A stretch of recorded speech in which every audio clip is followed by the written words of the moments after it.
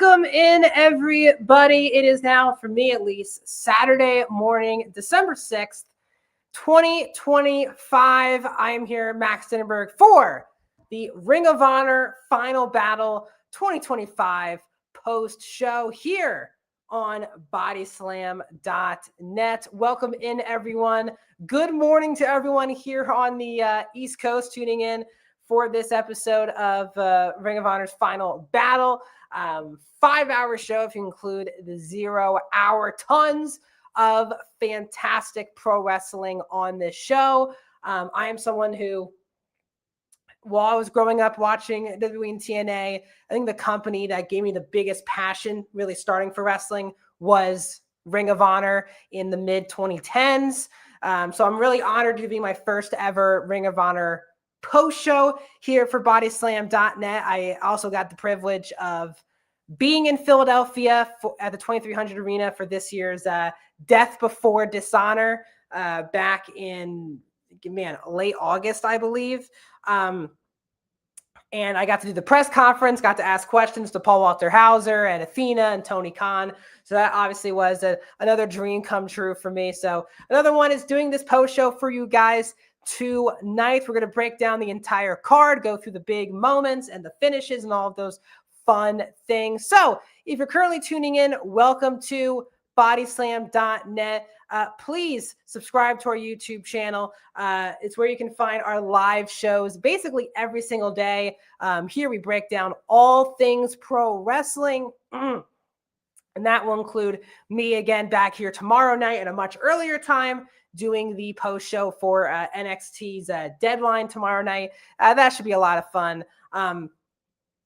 Excuse me. We're also going to do, we have live shows. Please follow us on Twitch, Twitter, on X, for example. All of our social media platforms. We really appreciate it. I see Corey's already liking the video on Facebook. Thanks so much, Corey, for joining me.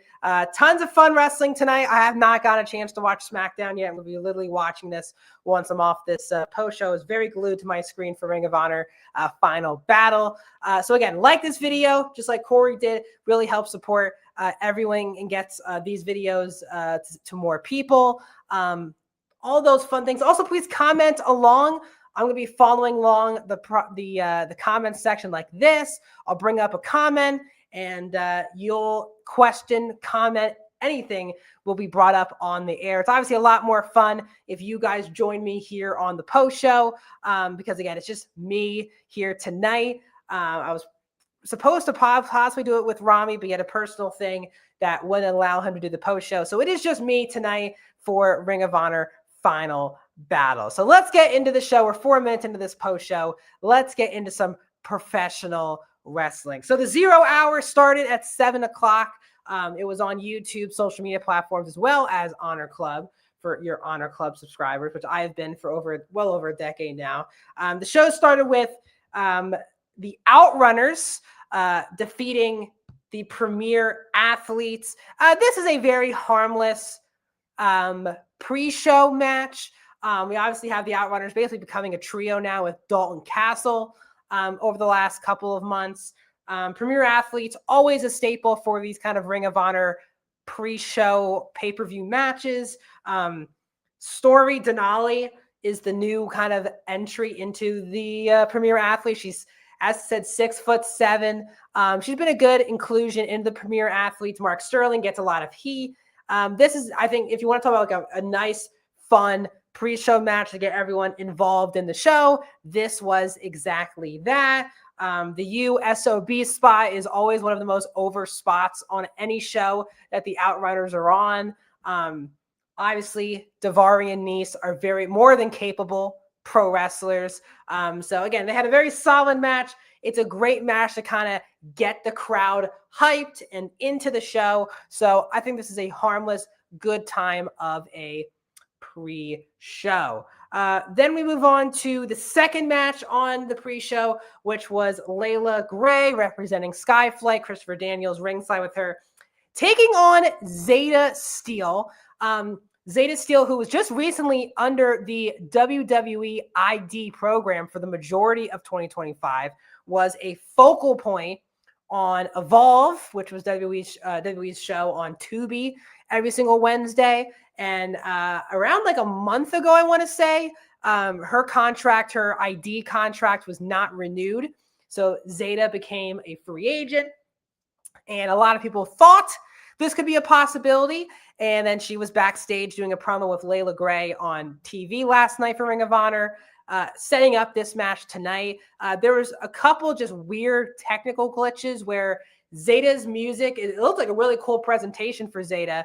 But then when she started walking down the ramp, her music like completely stopped playing and there was like dead silence. And then they played Layla's music for another like 10 seconds while Zeta's going. And then they got back to Zeta's music. So it was a little bit of a weird technical glitch.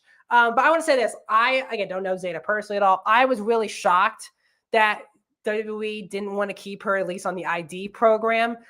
I watch Evolve every single Wednesday, and I was really surprised because she is, for me, was always one of the strongest in-ring performers on Evolve, especially because that faction in Evolve with Jackson Drake and Swipe Right, they're still the main characters of Evolve. So when Zeta was like let go, I was like, that's actually kind of surprising. She's very young, early 20s. She's not officially signed to a contract with AEW Ring of Honor, but she got this opportunity. And I thought her and Layla Gray had it was a very solid match. Zeta, to me, is the more impressive pro wrestler like in the ring. I think Layla's doing a much better job. She's improved. If you told me a year ago this is where Layla Gray would be in the ring, she continues to improve. We'll talk about Layla Gray a little bit more when we get towards the end of this pay-per-view. But Zeta got to do some fun stuff. She had a really filthy ankle lock, or Boston Crab, excuse me. Zeta hit a really nice tope as well. She clearly was the standout of the match. Layla Gray, though, obviously was going to get the win. She's a signed wrestler to Ring of Honor and AEW, and especially what was going to happen after the Mercedes match. You kind of knew Layla Gray was probably going to have to win this match. So we'll see if this test maybe for Zeta, if Tony Khan brings her back, if it's for Ring of Honor exclusively, or maybe get in some AEW dates or even a contract. We will see. I think she's someone who is going to get another big opportunity. The question is, will Tony give her that after this performance? I think it's a good opportunity. I still like her, bringing her in. If you don't feel fully confident in her, bring her in, for some Ring of Honor tapings, see what goes from there. But I think Zeta's in-ring talent is good enough to give her another look if I was Tony Khan. We had a backstage segment when we had Sammy Guevara and the Beast Mortos talking with Lexi Nair, and Hechicero came up, and basically they agreed to help each other in the survival of the fittest Ring of Honor World title match, and then Hechicero would have their backs in the tag title match. So that was the setup backstage segment there. Then we had another 0-hour match. We had Big Shotty Lee Johnson losing to Ace Austin of the Bang Bang Gang. I thought this was a very solid, again, fun match on a pre-show. Ace Austin, not mistaken, this is his first appearance on Ring of Honor since being signed to AEW. Obviously, Lee Johnson has been doing good work with the Swirl, which is him and Blake Christian. But you knew Ace Austin was going to get this win. I have never understood why TNA never really went all in on Ace Austin. He had points where he was like X Division champion for good points. Obviously, he was in that big tag team with Chris Bay, and sadly, what happened with Chris Bay really halted, obviously, Chris Bay's career, but also that tag team. And then TNA just didn't know what to do with Ace post the Chris Bay injury. So I have been watching Ace for over 5 years, really happy to see him get signed. But then AEW just has, Tony really hasn't used him that much on TV. Obviously, he joined the Bang Bang Gang, but they really have Austin and Juice doing other things, not involving Ace. Like, they're not a trio. So Ace, if the only things I can remember with him in AEW, honestly, is that one TNT title match he had a couple weeks ago against Kyle Fletcher. Really good match. I just at this point want to see Ace Austin use. And if it's in Ring of Honor, it's in Ring of Honor. I don't think that's a problem. Again, that's what Ring of Honor should be. If you're not, you don't have TV time on Dynamite or Collision, get some TV time on Ring of Honor TV every week. Get some matches in, get more reps, all of that fun stuff. And so if Ace Austin, again, is not going to be moved into the trios division with Austin and Juice, give him some solo run. If it's not AEW, make it in Ring of Honor because him and Lee had a really good match here on the pre-show. There was an amazing where Lee jumped from the barricade, did a moonsault, but caught himself and then hit the DDT on Ace. Was really well done. But Ace obviously got the win with the fold. So really cool. Again, fun pre-show match. Then we had a backstage. I can't keep fumbling that word. Backstage segment with Blake Christian, who was disappointed. Obviously, you're calling it a fluke that Ace Austin beat Blake Christian. So maybe we get Ace versus Blake on Ring of Honor maybe soon.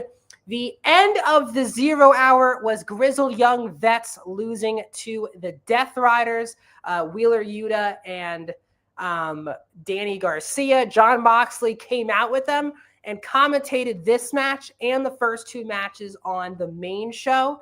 I will say I have loved Jon Moxley on commentary over the last 2 or 3 weeks since AEW has been doing it. He's been coming out on basically Collision when Yuta or Garcia have a match and he just chills there for the rest of the show. Have really enjoyed Moxley on commentary. He adds a lot to it. I'll talk about specifically with the two main card matches.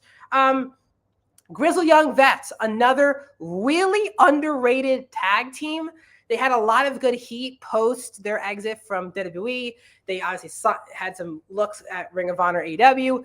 Also won the New Japan Strong Tag Team Championships. But again, New Japan Strong really hasn't been a thing this entire year. So they lost the titles early this year, haven't really gone back to New Japan. So they did some good trios feuding earlier this year at Daly's Place with Grizzled Young Vets with Isla Dawn with the Premier Athletes. So I think if Grizzled Young Vets and Isla Dawn should be a thing that continues on. But if I'm not mistaken, Isla isn't signed to a deal. But Grizzled Young Vets they're an excellent tag team. But you knew who's going to win this match. That was Garcia and Yuta. Pushing more Death Rider stuff. Moxley is obviously setting up his match with Takeshita tomorrow. But again, this gets eyeballs. It's just a perfect pre-show match because obviously the Death Riders are one of the main commodities in AEW. So if they're casual fans who are peeking at the Ring of Honor pre-show, deliberating if they should get Honor Club to get to watch the pay-per-view, you have Jon Moxley coming out on commentary. You have Yuta and Garcia in the ring, and you have Moxley staying on commentary to start the show. So I thought they did a really good job. If people were on the fence or just casual fans were watching the pre-show, wondering if they should actually watch the main show, this is a good idea of here are some faces that AEW fans will know and to give Ring of Honor a shot. So I thought this was a really good start. So that was the 0 hour. As always, 4 matches on the 0 hour. That took us on to the main card. I'm going to full steam ahead because there were a lot of matches on this show. As always, these pay-per-views, again, go on for too long. This show did not end until midnight, right on the dot, midnight. Didn't think this show needed to be that long. Especially, again, it's a 5-hour pro wrestling show, especially Ring of Honor, which doesn't get a lot of time anyway on its weekly TV time. So it's always weird when they get to make a 5-hour pay-per-view, but that's what they have done. So the show started with the first ever pure women's championship match. Oh, I see you, EP. Good show. It was a really good show tonight. Ring of Honor, it's actually funny. Again, I watch the TV product every week. It's such a forgettable, for the most part, TV product, but Ring of Honor really always delivers on their pay-per-views. Supercard of Honor was really good this year in Texas. Takeshita Bandito, what a match. And then I was at Death Before Dishonor in Philadelphia, was a fantastic show. And this was another really great Ring of Honor pay-per-view. So I wish as much as the Tony Khan puts in the effort to putting on these amazing pay-per-views for Ring of Honor, I think he should equally put in the time to make the TV product must-watch TV. Sadly, it's a lot of just very quick jobber matches. There's some good stuff every now and then, but it's a mostly forgettable TV product. But they do always deliver on these Friday night pay-per-views. So yeah, I agree with you, EP. I agree. It's a very good show. Definitely, again, guys, keep commenting away. I'll bring up comments like EP just did throughout the show. So please keep commenting. Let's have a fun discussion talking about, it really was, Corey. It was another great pay-per-view. Tony Khan, the one thing that is kind of undeniable about his booking in particular is that his shows, AEW or Ring of Honor, just always over-deliver for the most part for these pay-per-view shows. So they go too long for sure. A fun night of pro wrestling. I heard TNA had some big stuff going on tonight. Obviously, SmackDown had some pretty important stuff. So 3 pro wrestling shows and then back at it tomorrow with NXT Deadline and a big episode of Collision tomorrow night. Don't know if they're doing that just because they're going up against Deadline, but pretty big matches on Collision tomorrow. So the show started with the Women's Pure Championship. Finally, this tournament is over. They announced this tournament, I think in like April, or they announced the title belt in April. And then I want to say in like June-ish, they announced the bracket.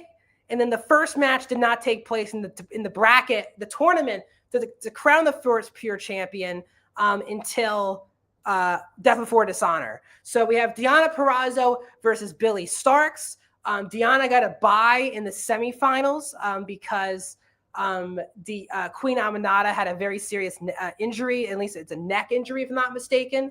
So Deonna won her first match, which was against Trish Adora.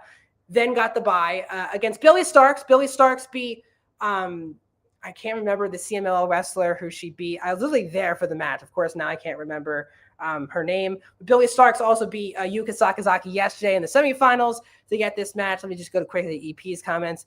I really enjoy the pay-per-views. I think you were the best help. Tony had someone. Yeah, if you were the best help. I agree. I had some good ideas. I'm a Ring of Honor diehard fan. If Tony had someone...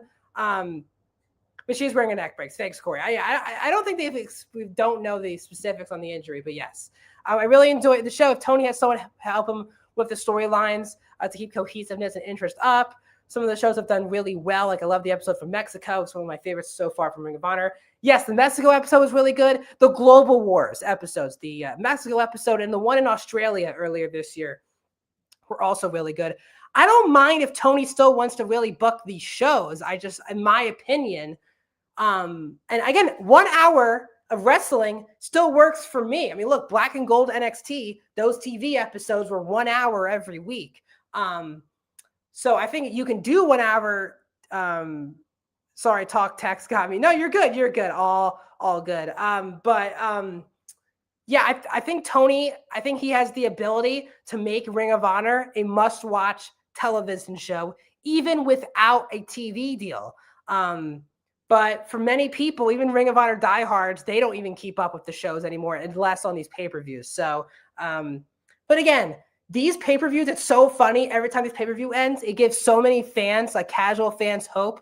Oh my God, Ring of Honor's back. What a show. Can't wait to watch on Thursday. And then the Thursday show happened and no one talks about what happens on Ring of Honor.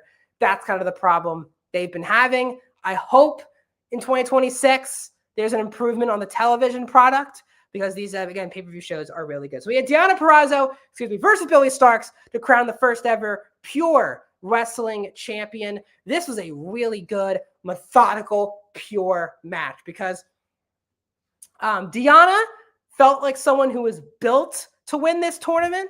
But again, when she was facing Queen Aminata, I wasn't really sure they were going to pull the trigger. I was shocked that Serena Deeb lost in the first round of this tournament. Another person I thought easily could have won it. We had Billie Starkz, who won the first ever Ring of Honor Women's TV Championship in the tournament when I was there for Supercard of Honor in 2024. So she makes another tournament final. And this whole match was about working Billie's shoulder and arm because Deonna uses this arm bar for her finish. made Billy use all of these rope breaks. There was a spot where Billy just kept punching Deonna near the corner on the outside of the ring, and then Billy just punches her arm on the corner, which basically takes her out, her shoulder out for this entire match. But she had no more rope breaks. There was a huge Alabama slam from Billy as well, on the apron to Deonna, which was really good. But the finish was Deonna putting her in the move. Billy had no more rope breaks, and she tapped out. So, so Deonna Purrazzo is the first ever pure champion. Queen Aminata came out after the match, basically being like, I have next. And there was a backstage segment last night on Ring of Honor where Aminata and Deonna were talking about, Aminata giving up her semifinal spot to give Deonna a bye to the final. And Deonna said, when I become champion and when you're ready to wrestle, you will have a Ring of Honor Pure Women's Championship match. So hopefully, we don't know the severity, as Corey said. They haven't disclosed what Aminata's clearly injury is. She's wearing a neck brace. So hopefully Aminata is back soon. She really had an amazing 2025. And I think her and Deonna would deliver. But I think Deonna was the right choice here. It'd kind of be weird if Billy won both tournaments for new Ring of Honor championships. Now, again, are there too many championships in Ring of Honor AEW? Yes, there are way too many championships, especially when Ring of Honor barely uses these people anyway. And look at Deonna in particular. When she signed, it was seemingly a very big deal. Deonna was one of the top TNA stars of the last 5 to 10 years. And she goes to AEW, has that debut, and then really fizzled out quickly in the AEW scene. She was doing the tag team with Taya Valkyrie, the Vendetta. Didn't really go anywhere. Then she was just blatantly off TV for months and months and months. And then she came back for this pure tournament. Again, I wish, could Deonna be used maybe on AEW? Sure. Would I have liked her maybe in the tag tournament? Yes. But I think if you're going to make a pure wrestling championship on the roster they have, I think Deonna is the right choice. And I hope Deonna's wrestling every single week because she is such a great professional wrestler, such a good technician. And I'm very excited to see what Deonna does with the Ring of Honor Pure Champion. Then we moved on to my match of the night, in my opinion, the Ring of Honor Iron Man match between Tiger Style, Lee Moriarty, and Nigel McGuinness. Now, the championship, the pure title for Lee, was not on the line. The story here is Nigel and Lee were 1-1 going into this match, and Nigel wanted to determine not who's the better pure wrestler, just who's the better professional wrestler in general. Nigel brought out the original Ring of Honor Pure Championship that he won, nearly 20 years ago. And obviously Tiger Style, who is, for me, the most underrated professional wrestler in the world. I absolutely love Lee Moriarty. I loved him as the pure champion. He's been champion for over a year now. He beat Nigel at last year's Final Battle for the pure championship. And they had a phenomenal, just technical masterpiece of a match. And if you like technical, proficient professional wrestling, this was the match for you. Moxley on commentary also really elevated this match of breaking down the strategy of being in a 30-minute Iron Man match. Because early in the match, Lee puts Nigel in submission 5 minutes in, and Nigel taps right away. Barely had the hold in, but tapped. And talk about how Nigel did that for strategy purposes. It was just a technical masterpiece. The pinfalls, the submissions. Shane Taylor is really good on the outside as well.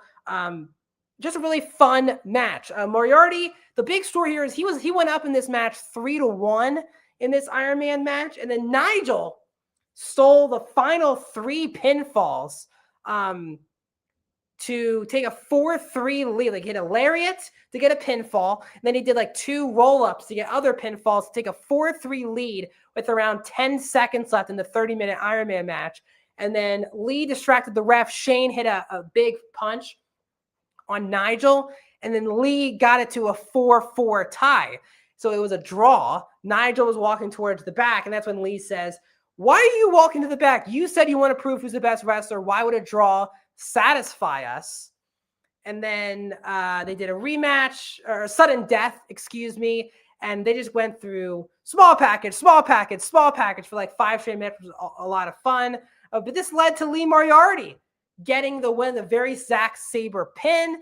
And it was kind of the passing of the torch of the original Pure Division, with Nigel giving Lee the original bell. The full passing of the torch from Nigel to Lee. Nigel can still go, man. He's been in the ring for the last year or so, and they're using him very sparingly, which I think is a good thing. He's still such a great commentator for Collision and on the AEW pay-per-views. But when he's gotten in there to wrestle, he's done a really good job. Again, most people who grew up watching wrestling in the mid-2010s and on, I'm obviously very historically accurate because I grew up loving Ring of Honor. People just don't realize how game-changing Nigel McGuinness's pro wrestling career was. Like, he, for many people, could have been one of the biggest stars of the last 30 years in pro wrestling. Bryan Danielson, all these, Samoa Joe, all these people thought he was going to be the top guy. And obviously injuries really derailed Nigel's in-ring career. Then he went to WWE, did commentating, never got a shot in ring in WWE. And then here he is all these years later, back in Ring of Honor, the company that really took him to the next level. Really cool stuff. I love Lee Moriarty. Wanted him to win. He won the match. He hasn't been in many like big feuds as pure champion. He's beat a lot of legends. He beat a luchador legend when I was at the show at Death Before Dishonor. He had his next match is the Boxing Day, December 26th, Ring of Honor TV taping, which will be against Commander for the Pure Championship, because Commander lasted 10 minutes in the Proving Ground. So I don't think Lee should be losing the Pure title to Commander. So it'll be interesting to see who is the one to take Lee's title. He's been champion for over a year now, which is just insanely cool. Then after Moxley was on commentary for the first 2 matches on the show, Ian kept asking him about Ian Riccaboni kept asking about his Takeshita match tomorrow, and Moxley's like, I'm done being asked this question. Then he takes off the mic, cuts a promo about Takeshita and the Don Callis family. Moxley is probably going to lose that match tomorrow to Takeshita. Let's talk about, so he also left commentary for the rest of the show. Then we had a big match, the Ring of Honor Women's TV Championship match. Mercedes Moné, she lost to Red Velvet. This is a big title change and the correct booking here. So going into this match, Red Velvet has been the TV champion for a very long time.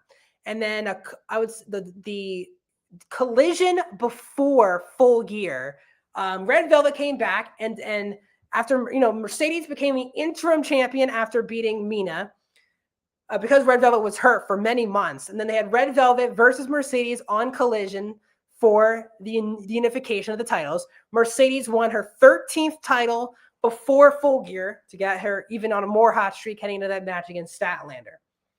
And then Red Velvet obviously gets her rematch. Now, Mercedes lost to Statlander. And I think all of us thought, I think it's time to pull the trigger and have Mercedes start losing these championships. It's been a lot of fun. I am not someone who's been crapping on Mercedes. It's been a lot of fun seeing Mercedes go to all these other different wrestling companies and going to all these different places across the world and wrestling, like in Netherlands and Germany and England and all these things, being a champion. But Mercedes won the Ring of Honor TV Championship. She had a jobber match basically on Ring of Honor last night. This is her first ever appearance on Ring of Honor too. But when this match got booked, I said Red Velvet should win the title. Not just will it help Red Velvet, but it finally kicks off the story of Mercedes losing all of these championships and then ending up that she's left with the TBS title, loses that as well. I think it's time for Mercedes to start dropping the titles. She got to Ultimo Moné. She broke the title record.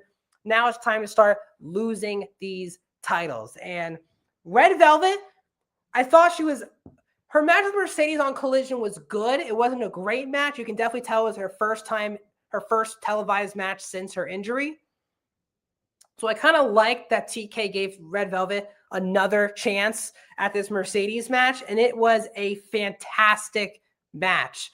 Velvet took her, Velvet took it to Mercedes very early in this match. The double knees, the Meteora Mercedes does is so cool. There was a sick move where the best part of the last Mercedes and Red Velvet match was the finish was Mercedes did a top rope lung blower. It was so filthy.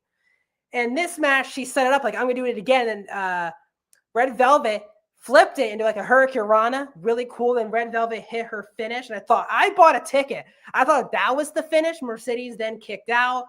But at the end of the day, Red Velvet did a roll-up to get the win. And Mercedes sold this like $1 million. She was so shocked and in such panic that she lost one of her 13 belts. And I do think it's time to pull the trigger on this and have Mercedes start losing these titles. Does that mean she loses the title at World's End? I don't know. But I think we need to start moving in the direction of Mercedes. The interesting story is what will she do with herself as these championships are lost? And the way she sold her losing this match was amazing. It obviously helped Red Velvet. Huge win for Red Velvet, who beat Billie Starkz win this title in the first place. But again, she's been the only other champion other than Billie Starkz, because she had it for Red Velvet had a long reign, plus got her. So she's really been champion for basically the entire year, for the majority of the year. So really happy for her because she was amazing in the match. And Mercedes, for me, is the best women's wrestler in the world. There's not a lot to prove anymore for her. She, against any style of wrestling in any company, she has just absolutely proven it, especially in 2025. She has just had amazing matches with so many different people. All respect for Mercedes for even going to Final Battle, putting the title on the line, losing it, putting over Red Velvet. Very cool moment. Then we move on. I'm going to be quick here, guys. It's a long show. And plus, it's already 12:30 in the morning my time. So I want to be done here at least in an hour, meaning like by 1 a.m. I'd love to be out of here. So I'm just going to keep things moving here. We have, one second, I'm just checking out. I appreciate everyone supporting and retweeting and all of these things. Really, really appreciate it. Just want to make sure on BodySlam's end. There we go. So that moves into the Ring of Honor Men's Tag Team Championship. So the champions were Sammy Guevara and Roosh. And Roosh got injured. Not just did Roosh get injured, Drilistico is also injured. So half of LFI is hurt.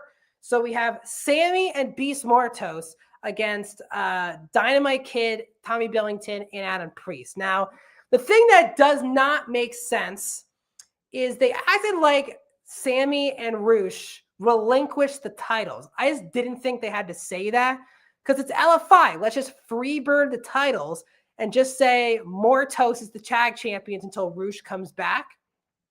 But they made it like Sammy and Roosh vacated the titles and then had the match. Just a little bit too much overthinking from the booking perspective. I thought this match was fine. It was definitely, for me, out of the main card, the most forgettable match on the show. The whole story here was just like Sammy getting a lot of heat. Beast Mortos was very over. I'm a big fan of Adam Priest. Thinks he's been a really good inclusion onto the Ring of Honor TV product. But there's not much to talk about here other than Mortos and Sammy winning the tag titles. And they were like new champions. And I was like, Sammy? And then they acted like this was Sammy's third consecutive, like he's a third-time champion because he had it with Dustin. Dustin got her. Had it with Roosh. Roosh got her. And now Sammy's with Beast Mortos. So knocking on wood right now that Beast Mortos does not get her. It is interesting. They've gone Sammy completely as a Ring of Honor guy, like out of nowhere. Like, again, Sammy is one of the four pillars of AEW. Him, Darby Allin, MJF, and Jack Perry. And obviously Sammy's had a lot of, and I'm a big Sammy G guy, but backstage stuff, some weird stuff, and not weird stuff, just, the Jeff Hardy thing, and then the Andrade stuff, and all of this stuff. And he has now been relegated to Ring of Honor. Now, I think he's made the most out of it. But I'm just shocked that Sammy's been in Ring of Honor really exclusively for the last year now. I like him with LFI. I prefer Sammy as a heel. Liked him with Roosh. Obviously, sadly, Roosh got hurt. But again, Mortos is a really good place. I love the Beast Mortos. So again, happy they won. Not a lot to get into with this match. But again, the big ending was Hechicero, who again is in the survival of the fittest match with the two of them. Hechicero cost Priest and Billington the match. So he screwed them, helped Sammy and Mortos. One important thing to know as we continue on. Then we have Eddie Kingston versus Josh Woods. Eddie Kingston obviously gets the win. They are setting up Eddie Kingston, who will be wrestling Samoa Joe this Wednesday on the Winter is Coming Dynamite for the World Championship. So obviously just give Eddie Kingston a free win.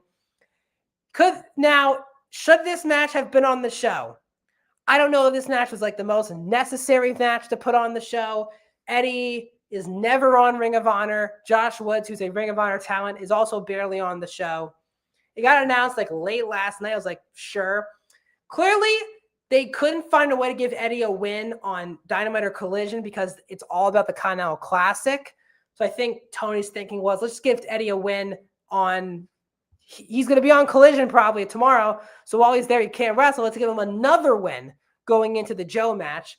Him and Josh Woods had a very good match. Josh Woods is a really good technical pro wrestler. He's been basically in the pure division for the last 5 years. Doesn't look like he's in the Premier Athletes anymore, though, which is interesting. But Eddie Kingston gets the win. The DDT has now become Eddie's finish. The back fist, spinning back fist, is no longer the finish. Cool with me. The DDT looks cool. He said, Samoa Joe, this is for you, and he hit the DDT. So Eddie Kingston gets the win. Again, good way to get to put him on Collision or go to Diamond and say, Eddie Kingston's on a multiple match winning streak. Works for me. I want wins and losses to matter. Eddie Kingston, since his return, has won all of his matches. Works for me, especially for a guy getting a world title match. Get him some wins. This got him some wins. Then move on to the Ring of Honor Trios Championships. STP defending the titles against Skyflight. I think STP are awesome. Sean, Dean, and Bravo are such a good tag team, and they have fit perfectly with Shane as well as Trish and Moriarty and Anthony Ogogo. Really good Ring of Honor faction. Shane has made multiple different factions work in Ring of Honor over the last decade. Good match. Top Flight always delivers some really good aerial things. I am a Scorpio Sky. He was kind of barely used, though, in this match. A lot of the memorable stuff had evolved Darius or Dante. There was a really fun BCC comment from Sean Dean that missed. Very funny. Bravo yells a lot during the matches, which I think is a lot of fun. But all in all, didn't think STP were going to lose this match. They just won the titles at Death Before Dishonor. Also, they were over in this match at GalaxyCon in Columbus. They were the heels and Skyflight were the baby faces, but the crowd was all in for STP. The women involved got involved, Layla Gray and Trish. They literally just wrestled in Ring of Honor last night, and they scrummed. And then Christopher Daniels even hit the Fallen Angel on the Angel's Wings on a Go-Go. Really cool to see CD get in the ring after his in-ring retirement. But STP do indeed retain the the Trios Championships. Then, again, a lot of pro wrestling. Again, I really appreciate everyone who is staying up very late with me. Long night of pro wrestling. I know it's not as many viewers as I usually get for these post shows, but I just want to say it means a lot that any of you are watching me live right now. It truly means a lot. It's a dream for me to be in pro wrestling. So the fact that we have as many people as we do watching me talk about the company that really gave me such a passion for wrestling does mean a lot to me. So please subscribe, ring the bell, follow BodySlam, because we have so many fun videos like these every single day. Home stretch here, guys. Ricochet defended the AEW National Championship against Dalton Castle. This is Ricochet's first defense. And again, the whole point of this national championship is that it will be defended in any company. Ring of Honor, AEW, CMLL, New Japan, Indies, all of that. That's the point of this national championship. So Ricochet, who on Wednesday said he wasn't just going to defend a Final Battle, he was also going to defend it in an open challenge on Collision. That's still the plan, because Ricochet defeated Dalton Castle. If you're new to me in the post shows, Ricochet is one of my favorite performers in pro wrestling. I loved him in New Japan. My brother was a big Lucha Underground fan, so I actually saw a lot of his Prince Puma stuff. And when he went to WWE, liked him a lot in NXT, but the main roster thing with him really did not work out. And it made people forget how great of a pro wrestler Ricochet is. Performer in general. Everyone thought he could not cut a promo to save his life. He couldn't be a character to save his life. The only thing they thought was, oh, he's really good in the ring, but what else does he bring to the table? And this year, this heel run and that swerve storyline, the last year or two, he has been phenomenal. One of the best characters on the show. He's been a great hater, as they say. He obviously continues to deliver in the ring, but the cocky, the laugh, the selling, he has been one of the most entertaining pro wrestlers in the world this year. All credit to him. Loved when he won the title. I'm not like the biggest Dalton Castle guy, but I thought this was a lot of fun. The thing where the boys were like kind of pumping up Dalton Castle, and then Ricochet just pump kicked one of the boys. Really fun spot here. Dalton did hit the bangerang on Ricochet, but Ricochet did indeed kick out. Again, Dalton Castle did pin Cody Rhodes at Final Battle 2017 to win the Ring of Honor World title. Ricochet kicks out of it here. But again, you knew Ricochet was not losing this title, especially on a Ring of Honor show. But again, if we're doing this championship that's made for all of the brands, this championship should probably be on every single Ring of Honor pay-per-view moving forward. And if there's any way to keep Ricochet somewhat doing Ring of Honor stuff, I think that also is a good thing. Because again, there are so many championships in AEW and Ring of Honor. If you don't have TV time for Ricochet in AEW for some weeks, let him have some fun matches on Ring of Honor. That's what I say. But Ricochet retains the title. Let's get into the double main event. We had the survival of the fittest for the Ring of Honor World Championship. Hechicero versus Sammy Guevara versus the Beast Mortos versus Blake Christian versus Commander versus the champion Bandito. And this match was phenomenal. The lucha aspect of this match was great. Blake Christian, what another really underappreciated wrestler. He's phenomenal. Matches perfectly with guys like Bandito and Commander and Hechicero. But as I said earlier, the whole setup was Sammy Mortos, LFI, we're going to help with Hechicero.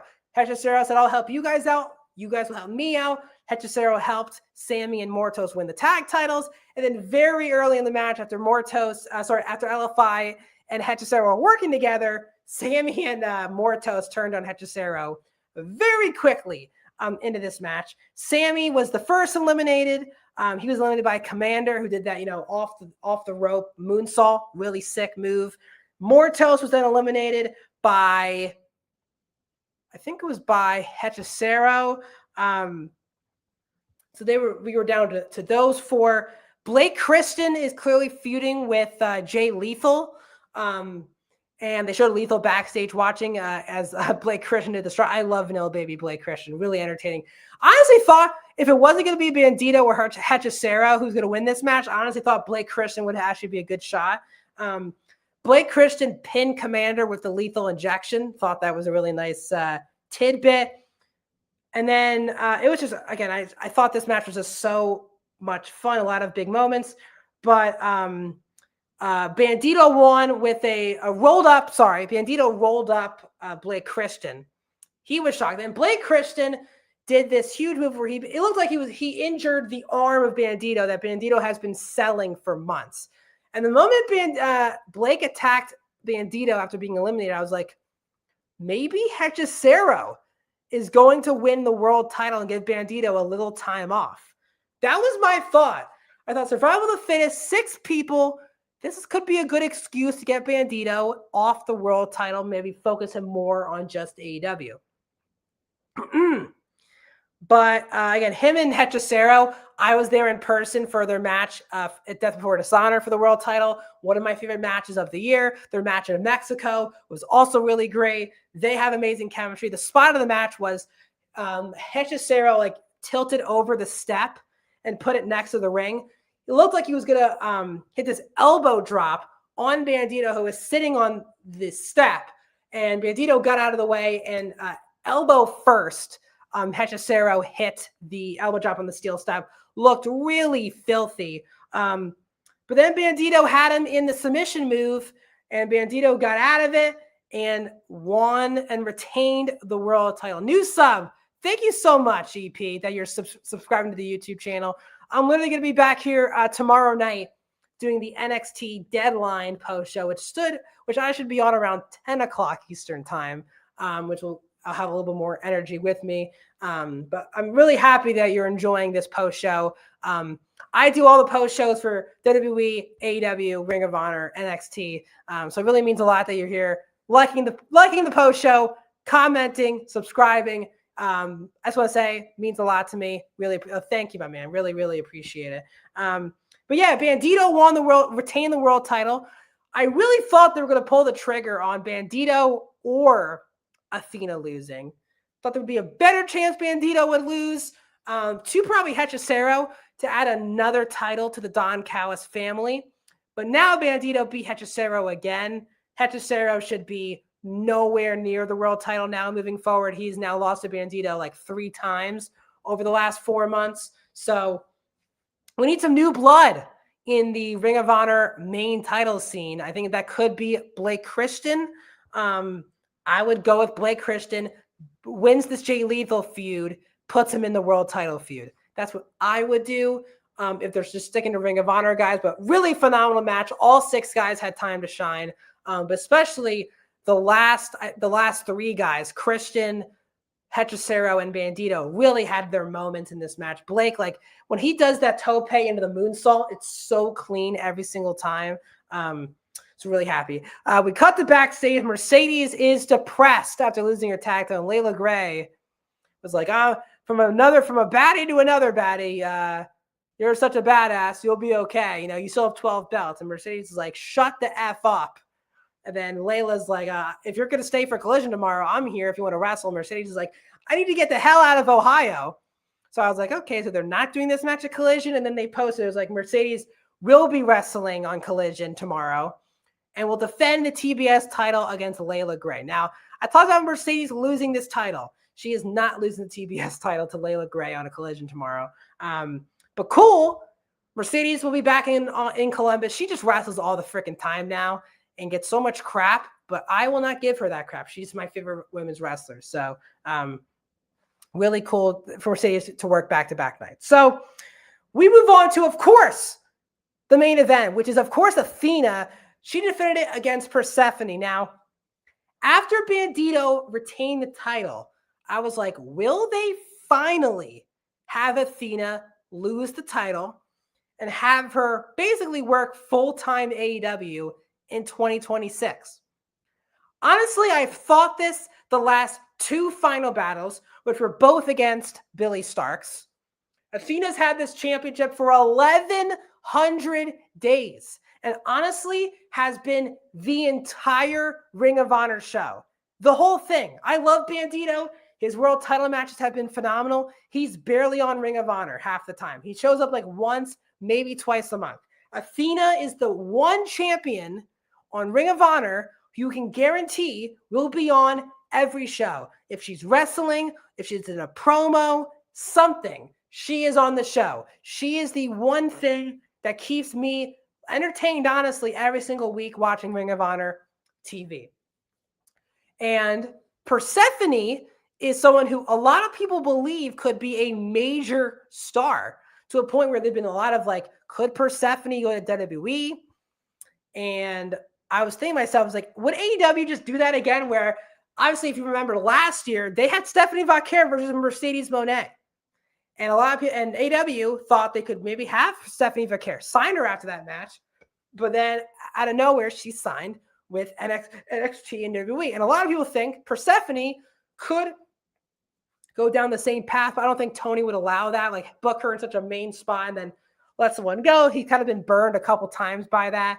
So I knew that that wasn't happening. But the fact that Persephone was in the main event against Athena, the fact that Athena has been finally being used on AEW TV more, I was thinking to myself, maybe they pull the trigger and finally have Athena lose this 3+ year reign, right? Or I guess, 3+ year reign. It's 1,100 days. Unbelievable. And I was like, maybe this is the call. End the show. Persephone is a Ring of Honor champion and have Athena completely go to AEW. I bought a ticket that Persephone was going to win the match. Diamante was also out there with Athena, new minion for Athena. There was a great spot where Persephone did like the spine buster on Athena on top of the announce table. Filthy spot. It was on like just on the front edge of the announce table. Absolutely filthy spot.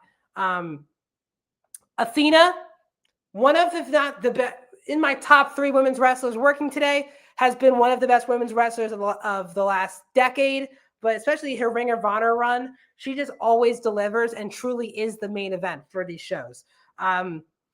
So we get this spot where Persephone was doing everything, hit a sling blade, hit a spear, and then hit her finish, which is this razor's edge, but she turns it into a power bomb. It is such a great finish. I was like, and I bought a ticket. When Persephone hit it, I was like, oh my God, there's a new women's champion. Athena kicked out. And that's when I was like, Athena is really going to win this title again. I mean, retain the title. She got up, hit the big fist, hit the, I forget what she calls it now, the top rope like stunner. My favorite finisher, honestly, in pro wrestling. And Athena retains the world championship. She is still the forever Ring of Honor champion. I love Athena, but I do think it needs to be time soon for her to drop this title. She has done so much for Ring of Honor. I think a lot of us who watch the Ring of Honor product obviously would love Athena to still be on the show because she's the one consistent thing on every TV show.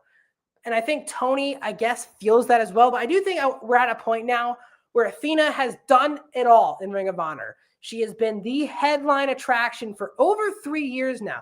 Basically, since Tony has taken over Ring of Honor, Athena has been by far the biggest star on the shows. She's been the main event. Tony, I don't think, has ever booked an AEW pay-per-view to end with a women's match, but basically every Ring of Honor pay-per-view ends in a women's match. That's how undeniable Athena is for Ring of Honor. But I thought Persephone would have been a good idea. The crowd was actually chanting for new champ during the match. I was like, maybe this is the chance, but they did not. It was a great match. Loved the match. Just phenomenal match between the two of them. Persephone, obviously, is someone who Tony likes a lot, respects a lot, and is probably going to use a lot more. She's clearly someone who I think could be on that Stephanie Vaquer level where maybe in a year or two, she's a big star on American television, if that's an AEW or she goes somewhere else. But I think she's a big American star moving forward. She has that charisma. She was even speaking English very well during this match. She's someone who I think could be a huge main star. But the question still becomes, who is going to be the person who wins, finally beats Athena for this title? I could not tell you. I honestly thought it should have been Billy Starks last year. It wasn't. It was not Thunder Rosa. It was not Mina Shirakawa this year. It was not Harley Cameron. And it is not Persephone. So I do not know where they go from here with Athena. She's really beaten everyone. But it looks like she will be the women's champion again, another calendar year. Again, impressive. All credit to her. She's amazing. Her entrance, her Dragon Ball Z entrance was really cool. Her gear is always amazing. I'm never going to hate when she wins a match. She's one of my favorite performers in the world. I just think we're at a point where she has done enough for Ring of Honor. It's time to go to full-time AEW and be in some big-time storylines, fighting for the women's and be the AEW Women's World Champions. Honestly, how I feel at this point. Because I think so many people miss Athena because they don't watch Ring of Honor. And she's been so underappreciated because she's only on Ring of Honor. I think it's time to finally show people why Athena is one of the best wrestlers in the world. So that's my thoughts. We made it 1 hour into the stream. Thank you guys so much for joining me on this Ring of Honor Final Battle post show. I'm Max Dinenberg. I'll be back. If you want to follow, please follow BodySlam on Twitch, Facebook, YouTube, Twitter. We post videos, clips, live streams, all of those fun things every single day. I do highs and lows for Raw, SmackDown, Dynamite, NXT, Collision every single day of the week. And I also do all the post shows, which includes I'm doing the post show tomorrow night for NXT Deadline. So please tune in around 10 o'clock Eastern. I'll be back here talking NXT. December 13th, which is a week from today, I'll be doing the post show with Rami for Saturday night's main event, John Cena's final match. I'll be back on the 27th doing the post show for AEW World Den with my good friend Blackhawk. And also every Friday at 7 o'clock Eastern, me and Blackhawk do a Japanese pro wrestling show called Tour of Japan, where we break down New Japan, Marigold, Stardom, and Noah. So if you like Japanese wrestling, we have a podcast for you. So I do tons of things, but we got tons more videos. Subscribe to BodySlam. We are growing quickly. And everyone, please have a good night. And thanks for joining me, as always, for another BodySlam.net post show. Thanks, everyone, for joining me.